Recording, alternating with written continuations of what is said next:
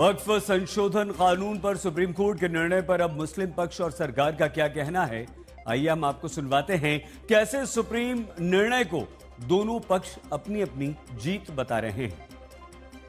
इस पॉइंट पर भी स्थिति को नहीं आना चाहिए था कि आप बिना चर्चा किए इस तरह से एक कानून बनाते हैं जिसको फाइनली जाकर सुप्रीम कोर्ट को हस्तक्षेप करना पड़ता है और सुप्रीम कोर्ट की तरफ से राहत आती है। ये पहली बार नहीं हो रहा, पिछले 10-11 साल में अनेक ऐसे मुद्दे आए जहां न्यायपालिका की वजह से राहत मिली।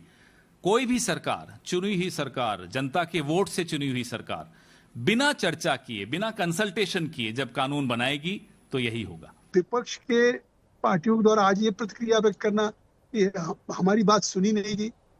36 बैठक आज तक के इतिहास में किसी ज्वाइंट पार्लियामेंट्री कमेटी की 6 महीने में नहीं हुई और कोई बैठक 7 घंटे, 8 घंटे, 9 घंटे चलती थी। ये जो सर्वोच्च न्यायालय का आदेश है इस सिद्धांत को फिर से स्थापित करता है कि जो संसद द्वारा पारित कानूनों की संवैधानिकता है उसको उन्होंने मान्यता दी है। अब इलेक्शन नहीं होगा, नॉमिनेट होगा।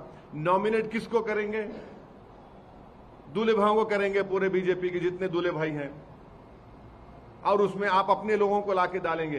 कैसे आप उम्मीद करेंगे, आप कैसे उनसे एक्सपेक्ट करेंगे जो बुलडोजर से घरों को तोड़ रहे हैं, जो ओपनली कह रहे हैं कि ये लोग इन्फिल्ट्रेशन करके आए हैं, कैसे आप उनसे इंसाफ की उम्मीद करेंगे? वक्फ बोर्ड के माध्यम से जो मिसयूज होते थे, प्रॉपर्टी जो मिसयूज कब्जा करते थे, वो भी बंद हो जाएगा और वक्फ प्रॉपर्टी से जो भी फायदा होगा वो मुस्लिम महिलाओं के लिए, मुसलमानों में भी जो गरीब है, जो पिछड़ा है, उनके लिए काम आने वाला है।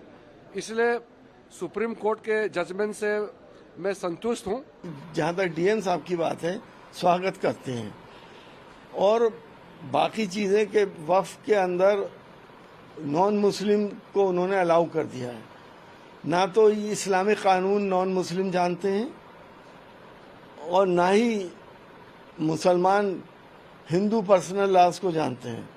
कल को मुसलमान भी ये कहेंगे कि साहब हमें भी मंदिरों के ट्रस्ट में रखा जाए, तो क्या सुप्रीम कोर्ट इस बात को अलाउ करेगा?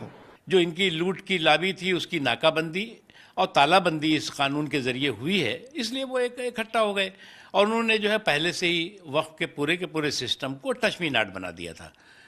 इस संसद के कानून को, जमीन के कानून को आसमानी किताब बना दिया था कि साहब इसको कोई छू नहीं सकता, अगर छूओगे तो जल जाओगे। जो ये राहत मिली है, ये जुल्म और इंसाफ के बीच की जो संघर्ष था, उसमें जुल्म को थोड़ी शिकस्त मिली है और मैं समझता हूँ एक संदेश है सरकार को कि आप डॉग विसिल पॉलिटिक्स ना करें, प्रगतिशील राजनीति के साथ रहिए। कांग्रेस का जो 2013 का अमेंडमेंट था उसके तहत बोर्ड में तमाम भ्रांतियां थी, तमाम गड़बड़ियां थी, तमाम लूट हुई थी, तो अब लूट नहीं होगी, पारदर्शी तरीके से बोर्ड चलेंगे और बोर्ड में भी और परिषद में भी अब 3 सदस्य गैर मुस्लिम रखे जा सकते हैं।